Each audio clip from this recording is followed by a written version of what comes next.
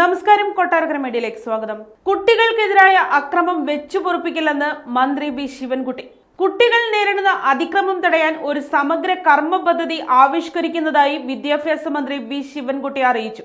കുട്ടികൾക്കെതിരായ അതിക്രമം വെച്ചുപൊറുപ്പിക്കില്ലെന്നും കുട്ടിക്കുള്ള സംരക്ഷണം ഉറപ്പുവരുത്തണമെന്നും മന്ത്രി പറഞ്ഞു. ആലപ്പുഴ ചാരുമൂട്ടിൽ പിതാവും രണ്ടാനമ്മയും ഉപദ്രവിച്ച കുഞ്ഞിനെ കണ്ടതിനു ശേഷം നടത്തിയ വാർത്താ സമ്മേളനത്തിലായിരുന്നു അദ്ദേഹത്തിന്റെ ഈ പ്രതികരണം. പിതാവും രണ്ടാനമ്മയും ഉപദ്രവിച്ച കുട്ടി കുറെ കാര്യങ്ങൾ പറഞ്ഞെന്നും ഒരുപാട് പ്രയാസങ്ങൾ കുട്ടി വിവരിച്ചെന്നും മന്ത്രി പറഞ്ഞു. വല്ലാത്ത വിഷമം തോന്നുന്ന ഒരുപാട് കാര്യങ്ങൾ കുട്ടി പറഞ്ഞു. പല സംഭവങ്ങളും പുറം ലോകം അറിയുന്നില്ല. ഇത്തരം കാര്യങ്ങളിൽ സർക്കാർ ശക്തമായ ഇടപെടൽ നടത്തുമെന്നും അദ്ദേഹം പറഞ്ഞു. കുട്ടികളുടെ മേൽവിലാസം ശേഖരിക്കുമെന്നും സ്കൂളിൽ പ്രത്യേക ശ്രദ്ധ കുട്ടികൾക്ക് നൽകുമെന്നും അദ്ദേഹം കൂട്ടിച്ചേർത്തു.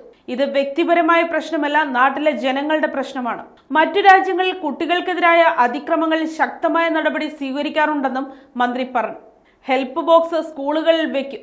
ഹെൽപ്പ് ബോക്സിന്റെ താക്കോൽ കുട്ടികളുടെ കൈവശം ആയിരിക്കുമെന്നും അദ്ദേഹം പറഞ്ഞു. ജില്ലാ അടിസ്ഥാനത്തിൽ കൗൺസിലേഴ്സിന്റെ യോഗം വിളിക്കും.